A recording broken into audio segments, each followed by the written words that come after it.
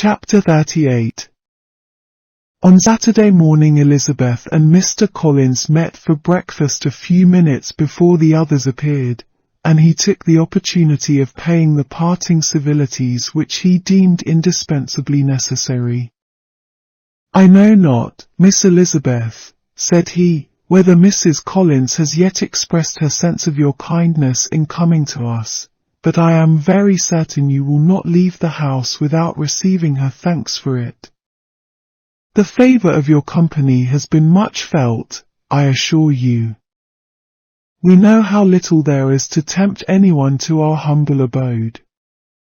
Our plain manner of living, our small rooms and few domestics, and the little we see of the world, must make Hunsford extremely dull to a young lady like yourself, but I hope you will believe us grateful for the condescension, and that we have done everything in our power to prevent your spending your time unpleasantly." Elizabeth was eager with her thanks and assurances of happiness. She had spent 6 weeks with great enjoyment, and the pleasure of being with Charlotte, and the kind attentions she had received, must make her feel the obliged. Mr. Collins was gratified, and with a more smiling solemnity replied, "It gives me great pleasure to hear that you have passed your time not disagreeably. We have certainly done our best, and most fortunately having it in our power to introduce you to very superior society, and, from our connection with Rosings, the frequent means of varying the humble home scene, I think we may flatter ourselves that your Hunsford visit cannot have been entirely irksome. Our situation with regard to Lady Catherine's family is indeed the sort of extraordinary advantage and blessing which few can boast. You see on what a footing we are. You see how continually we are engaged there. In truth I must acknowledge that, with all the disadvantages of this humble parsonage, I should not think anyone abiding in it an object of compassion, while they are sharers of our intimacy at Rosings." Words were insufficient for the elevation of his feelings, and he was obliged to walk about the room, while Elizabeth tried to unite civility and truth in a few short sentences. "You may, in fact, carry a very favourable report of us into Hertfordshire, my dear cousin. I flatter myself at least that you will be able to do so. Lady Catherine's great attentions to Mrs. Collins you have been a daily witness of, and altogether I trust it does not appear that your friend has drawn an unfortunate, but on this point it will be as well to be silent. Only let me assure you, my dear Miss Elizabeth, that I can from my heart most cordially wish you equal felicity in marriage. My dear Charlotte and I have but one mind and one way of thinking. There is in everything a most remarkable resemblance of character and ideas between us. We seem to have been designed for each other."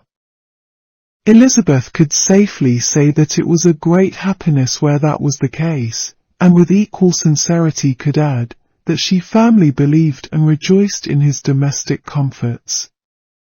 She was not sorry, however, to have the recital of them interrupted by the lady from whom they sprang. Poor Charlotte! It was melancholy to leave her to such society. But she had chosen it with her eyes open, and though evidently regretting that her visitors were to go, she did not seem to ask for compassion. Her home and her housekeeping, her parish and her poultry, and all their dependent concerns, had not yet lost their charms. At length the chaise arrived, the trunks were fastened on, the parcels placed within, and it was pronounced to be ready. After an affectionate parting between the friends, Elizabeth was attended to the carriage by Mr. Collins, and as they walked down the garden he was commissioning her with his best respects to all her family, not forgetting his thanks for the kindness he had received at Longbourn in the winter, and his compliments to Mr. and Mrs. Gardiner, though unknown. He then handed her in, Maria followed, and the door was on the point of being closed, when he suddenly reminded them, with some consternation, that they had hitherto forgotten to leave any message for the ladies at Rosings. But, he added, you will of course wish to have your humble respects delivered to them, with your grateful thanks for their kindness to you while you have been here. Elizabeth made no objection. The door was then allowed to be shut, and the carriage drove off. Good gracious! Cried Maria, after a few minutes' silence, it seems but a day or two since we first came. And yet how many things have happened! A great many indeed, said her companion with a sigh. We have dined 9 times at Rosings, besides drinking tea there twice. How much I shall have to tell! Elizabeth added privately, and how much I shall have to conceal. Their journey was performed without much conversation, or any alarm, and within 4 hours of their leaving Hunsford they reached Mr. Gardiner's house, where they were to remain a few days.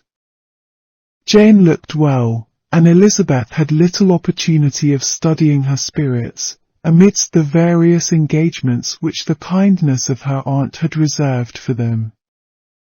But Jane was to go home with her, and at Longbourn there would be leisure enough for observation. It was not without an effort, meanwhile, that she could wait even for Longbourn, before she told her sister of Mr. Darcy's proposals.